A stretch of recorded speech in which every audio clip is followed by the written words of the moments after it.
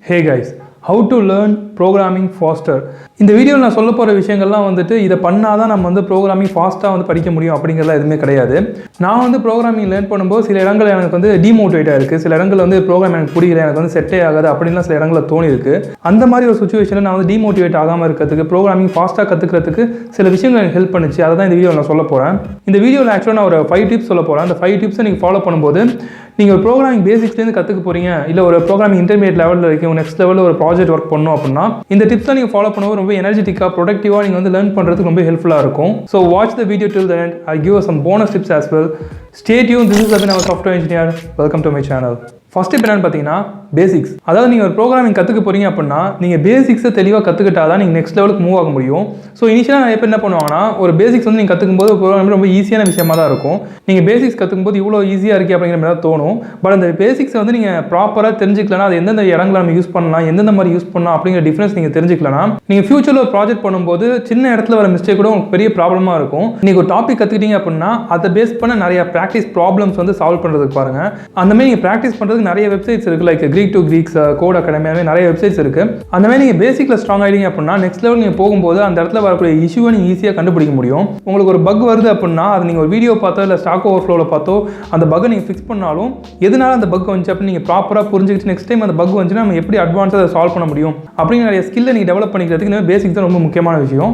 அதனால் நீங்கள் பேசிக்ஸ் கற்றுக்கும் போது அதை நிறைய டைம் எடுத்து ப்ராக்டிஸ் பண்ணுறதுக்கு ட்ரை பண்ணுங்கள். அட் த சேம் டைம் நீங்கள் ப்ராக்டிஸ் நிறைய பண்ணணும் அப்படிங்கிறதுக்காக ஒரு டாப்பிக்லேயே நிறைய ப்ராக்டிஸ் சம்ஸ் நீங்கள் பண்ணிட்டு இருந்தீங்க அப்படின்னா அந்த டாபிக் நீங்கள் கம்ப்ளீட் பண்ணுறது ரொம்ப அதிகமான டைம் எடுத்துக்கும். அதனால நீங்கள் டிமோட்டிவேட் ஆகிறதுக்கு நிறைய சான்சஸ் இருக்குது. இந்த ஒரு டாப்பிக்கே இவ்வளோ டைம் எடுத்துக்கிச்சு, இன்னும் நம்மளுக்கு இவ்வளோ டாபிக்ஸ் இருக்குது, இதை நம்ம எப்படி கம்ப்ளீட் பண்ணுறது அப்படின்னு சொல்லி நீங்கள் குவிட் பண்ணிட்டு போகிறதுக்கு நிறைய சான்சஸ் இருக்குது. உங்களால் 100% எல்லாத்தையுமே ஒரே டைம்லேயே கற்றுக்க முடியாது.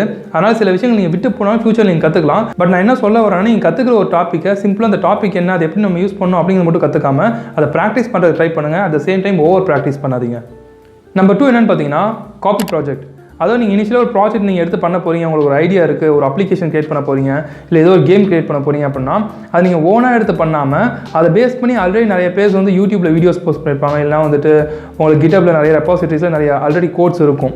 அந்த கோட்ஸை எடுத்து சில விஷயங்களை மாடிஃபை பண்ணி அதை ரன் பண்ணி எக்ஸிக்யூட் பண்ணுறது ட்ரை பண்ணுங்கள். அப்படி ஒரு ப்ரோக்ராம் நீங்கள் எக்ஸிக்யூட் பண்ணும்போது உங்களுக்கு நிறைய ஐடியாஸ் கிடைக்கும். இந்த மாதிரி கோட் நம்ம இந்த இடத்துல யூஸ் பண்ணலாம் அப்படின்னு சொல்லிட்டு உங்களுக்கு நிறைய ஐடியாஸ் கிடைக்கும். அதனால் வந்து ஆல்ரெடி இருக்கிற ப்ராஜெக்ட்டை நீங்கள் காப்பி பண்ணி பண்ணுறதுக்கு ட்ரை பண்ணுங்கள். அண்ட் இந்த மாதிரி நீங்கள் ஒரு காப்பி ப்ராஜெக்ட் பண்ணும்போது உங்களுக்கு எந்த ப்ராஜெக்ட் ரொம்ப இன்ட்ரெஸ்ட் இருக்கோ, உங்களுக்கு எந்த ஒரு விஷயத்தை நீங்கள் கற்றுக்கணும்னு நினைக்கிறீங்க, இப்போ ஆப் டெவலப்மெண்ட் அப்படின்னா அதை பேஸ் பண்ணி இருக்கக்கூடிய ப்ராஜெக்ட்டை காப்பி ப்ராஜெக்ட் பண்ணுங்கள். அதே நீங்கள் ஒரு கேம் டெவலப்மெண்ட் பண்ண போகிறீங்க அப்படின்னா அதை பேஸ் பண்ணி இருக்கக்கூடிய ப்ராஜெக்ட் வந்து நீங்கள் காப்பி ப்ராஜெக்ட் பண்ணலாம். அதுமாதிரி நீங்கள் எந்த பிளாட்ஃபார்மில் நீங்கள் போக போகிறீங்களோ அதுக்கு பேஸ் பண்ணி இருக்கிற ப்ராஜெக்ட்டை பண்ணுறது ட்ரை பண்ணுங்கள். நீங்கள் இப்போ ஒரு ஃப்ரெஷராக ஜாப் சர்ச் பண்ணுறீங்க, இல்லை வேறு ஒரு டெக்னாலஜிலேருந்து ஐடிக்குள்ளே வரணும் அப்படின்னு சொல்லி நீங்கள் ட்ரை பண்ணிட்டு இருந்தீங்க அப்படின்னா உங்களுக்கு ஒரு பிளாட்ஃபார்ம் வந்து ரொம்ப ஹெல்ப்ஃபுல்லாக இருக்கும், ரீலெவல். இந்த ரீலெவலில் உங்களுக்கு எந்த டிகிரி இல்லைனாலும் எந்த விதமான ஒரு டெக்னிக்கல் எக்ஸ்பீரியன்ஸ் இல்லைனாலும் இங்கே ஜாப் எடுக்க முடியும். ரீலெவல் வந்து பார்த்தீங்கன்னா இந்தியாவிலே ஃபஸ்ட்டு டெஸ்ட் ஹையரிங் பிளாட்ஃபார்ம். இவங்க வந்து டாப் 100 ஸ்டார்ட் அப்ஸ்லேருந்து ஜாப்ஸ் வந்து எடுத்து தந்துட்டு இருக்காங்க.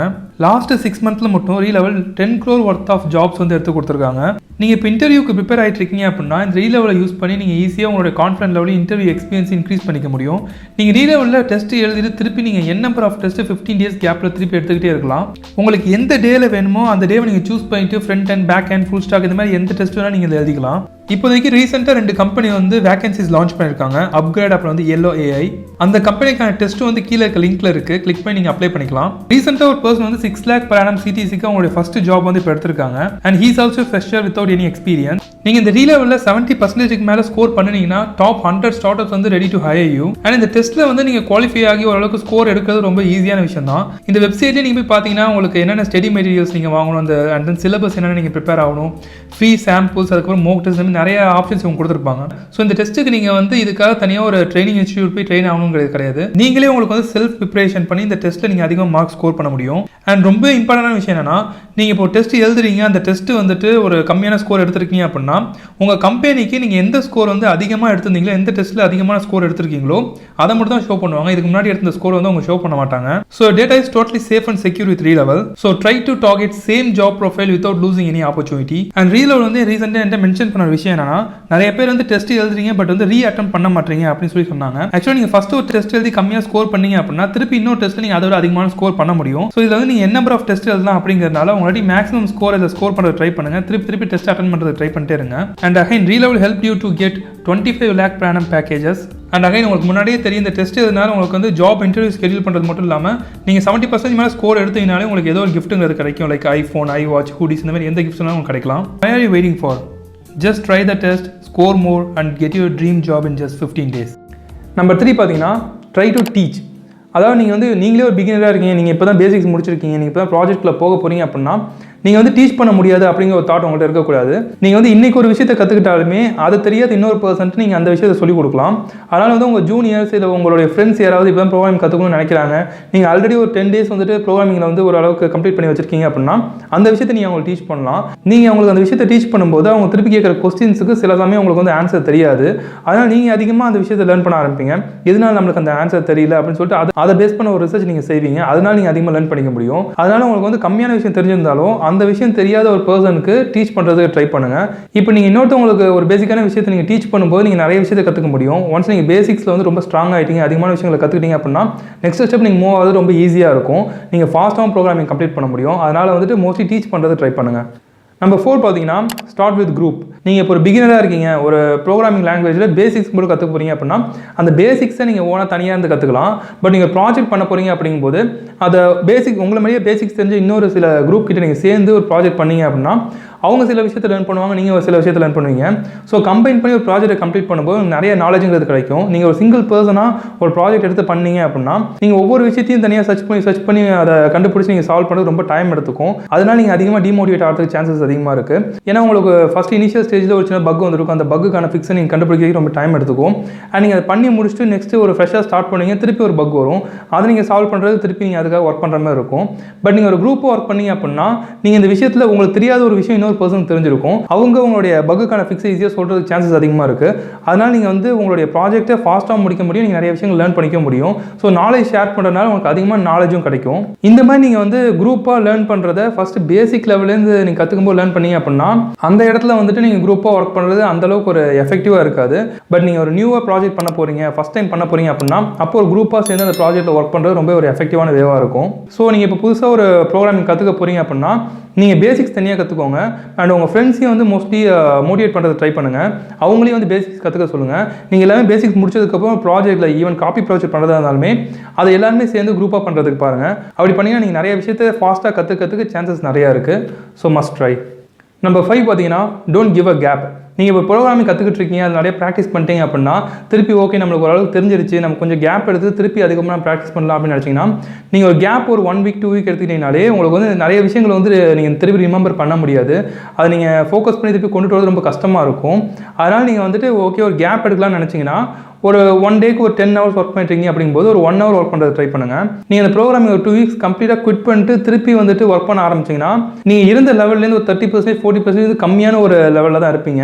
நீங்கள் நிறைய விஷயத்தை மறந்துருப்பீங்க. அதனால் வந்து மோஸ்ட்லி ப்ராக்டிஸ் பண்ணுறதுக்கு ட்ரை பண்ணுங்கள். நீங்கள் கேப் எடுக்கணும் அப்படின்னு நினச்சிங்கன்னா உங்கள் டைமிங் வந்து கம்மி பண்ணிவிட்டு டெய்லி ஒரு குவிட் ஹவர்ஸ் மட்டும் ப்ராக்டிஸ் பண்ணுறது ட்ரை பண்ணுங்கள். பட் கம்ப்ளீட்டாக குவிட் பண்ணாதீங்க. இதே தான் சேம் நிறைய ஐடி கம்பெனிஸில் வந்து ஃபாலோ பண்ணுவாங்க. இப்போ ஒரு எம்ப்ளாய்க்கு வந்து ஒர்க் இல்லை அப்படின்னா அவங்க வந்து சும்மா வந்துட்டு ஒர்க் இல்லாமல் ஜஸ்ட் வந்துட்டு போங்க அப்படின்னு சொல்ல மாட்டாங்க. அவங்க நிறைய டெஸ்ட் வந்து அட்டன் பண்ண சொல்லுவாங்க. அட் த சேம் டைம் வந்து லேப் சர்வர்ஸ், லேப் என்வரான்மெண்ட் வந்து ஒர்க் பண்ண சொல்லுவாங்க. அப்படி அவங்க கன்டினியூஸாக ஒர்க் பண்ணிட்டு இருந்தால் தான் அவங்களுக்கு வந்து இந்த ஒரு டச்சுங்கிறது இருக்கும். அதை அவங்க விட்டுட்டாங்க அப்படின்னா ஒரு 2 months கழிச்சு திருப்பி ஒரு ப்ராஜெக்ட் ஒர்க் பண்ணும்போது அதே சேம் பொட்டன்ஷியலோடு அவங்களால ஒர்க் பண்ண முடியாது. அகைன் அவங்க திருப்பி முன்னாடி இந்த லெவலுக்கு வரதுக்கு கொஞ்சம் டைம்ங்கிறது தேவைப்படும். அந்த டைம் வந்து அவங்க ப்ராஜெக்ட்டில் பொட்டன்ஷியலாக ஒர்க் பண்ண முடியாது. அந்தமாதிரி லாஸ் வந்து அவங்க கம்மி பண்ணுறதுக்காக இந்தமாதிரி ப்ராக்டிஸ் கொடுத்துட்டே இருப்பாங்க. ஸோ நீங்கள் பிகினராக லேர்ன் பண்ணிட்டு இருக்கீங்க, ஒரு ஃப்ரெஷராக வந்து லேர்ன் பண்ணிட்டு இருக்கீங்க அப்படின்னா நீங்கள் ப்ராக்டிஸில் மோஸ்ட்லி இருக்கிறதுக்கே ட்ரை பண்ணுங்கள். கேப் கண்டிப்பாக விடாதீங்க. அண்ட் போனஸ் டிப் என்னன்னு பார்த்தீங்கன்னா டோன்ட் கிவ் அப். நீங்கள் ப்ரோக்ராமிங் கற்றுக்கும் போது பேசிக்ஸ் வந்து ஈஸியாக கற்றுக்கலாம். அது வந்து ஒருத்தவங்க டீச் பண்ணாங்க அப்படிங்கும்போது உங்களுக்கு எல்லாமே தெளிவாக புரியுற மாதிரி இருக்கும். பட் நீங்கள் ரியல் டைம் ப்ராஜெக்ட்டில் ஒர்க் பண்ணும்போது உங்களுக்கு நிறைய இஷ்யூஸ் வரும். சின்ன சின்ன விஷயங்கள்லாம் வந்து மிஸ்டேக் பண்ணுற மாதிரி இருக்கும். அதனால் உங்களுக்கு என்ன தோண ஆரம்பிக்கணும், எனக்கு இந்த ஜாப்லாம் சூட் ஆகுது அப்படின்னு உங்களுக்கு தோண ஆரம்பிக்கும். பட் நீங்கள் அந்த இடத்துல கிவ் அப் கொடுக்காம திருப்பி ஒர்க் பண்ணி அது ஒரு சின்ன ஒரு பக்காக இருந்தால் அதை ஃபிக்ஸ் பண்ணிட்டீங்க அப்படின்னா அங்கே கிடைக்கிற ஒரு சாட்டிஸ்ஃபேக்ஷன் வந்து உங்களுக்கு திருப்பி ரொம்ப மோட்டிவேட் பண்ணும். அதனால் மோஸ்ட்லி கிவ் அப் கொடுக்காம அந்த பக்கை ஃபிக்ஸ் பண்ணிவிட்டு அதுக்கப்புறமா நீங்கள் திங்க் பண்ணுங்கள் நமக்கு இந்த ஜாப் சூட் ஆகுமா இல்லையா அப்படின்னு சொல்லிட்டு. ஏன்னா நிறைய பேர் வந்துட்டு இந்த மாதிரி எனக்கு ஃபிக்ஸ் பண்ண முடியல, எனக்கு நிறைய இஷ்யூஸ் வருது, என்னால் கற்றுக்க முடியல அப்படின்னு சொல்லிட்டு நிறைய பேர் குட் பண்ணிட்டு போயிடுவாங்க. பட் அந்த இடத்துல அவங்க கிவ் அப் கொடுக்காம அந்த விஷயத்தில் அவங்க சால்வ் பண்ணியிருந்தாங்க அப்படின்னா அந்த இடத்துல கிடைக்கிற ஒரு சாட்டிஸ்ஃபேக்ஷன் தான் உங்களுக்கு ரொம்ப ஒரு மோட்டிவேஷனை கொடுக்கும். அதனால் வந்து கிவ் அப் கொடுக்காம மோஸ்ட்லி ப்ராக்டிஸ் பண்ணி ஒர்க் பண்ணுறதுக்கு ட்ரை பண்ணுங்கள். And again program is completely easy, எல்லாருமே கற்றுக்க முடியாது அப்படிங்கிறதுலாம் கிடையாது. யார் வேணாலும் ப்ரோக்ராமிங் கண்டிப்பாக கற்றுக்கலாம். இதில் வந்து டேலண்ட் இருந்தால் பண்ண முடியும் அப்படிங்கிறதுலாம் கிடையாது. இல்லை ப்ராக்டிஸ் ரொம்ப முக்கியமான விஷயம். அதனால் அதிகமாக ப்ராக்டிஸ் பண்ணிங்க அப்படின்னா உங்களுக்கு ஸ்கில்லுங்கிறது இம்ப்ரூவ் ஆகும். ஸோ அதிகமாக ப்ராக்டிஸ் பண்ணுறது பாருங்கள், ப்ரோக்ராம் ஈஸியாக லேர்ன் பண்ணலாம். ஸோ இந்த வீடியோ உங்களுக்கு ஹெல்ப்ஃபுல்லாக இருக்கும் அப்படின்னு நினைக்கிறேன். ஹெல்ப்ஃபுல்லாக இருந்துச்சு அப்படின்னா வீடியோ மறக்காம லைக் பண்ணுங்கள். ஆனால் இதுமாதிரி நிறைய வீடியோஸ் வேணும் அப்படின்னா சேனல் மறக்காம சப்ஸ்கிரைப் பண்ணிக்கோங்க. ஏன்னா நீங்கள் இன்ஸ்டாகிராம்லேயே ஃபாலோ பண்ணலாம், ABIN official 2020. Thank you for watching this video. See you next video. Bye.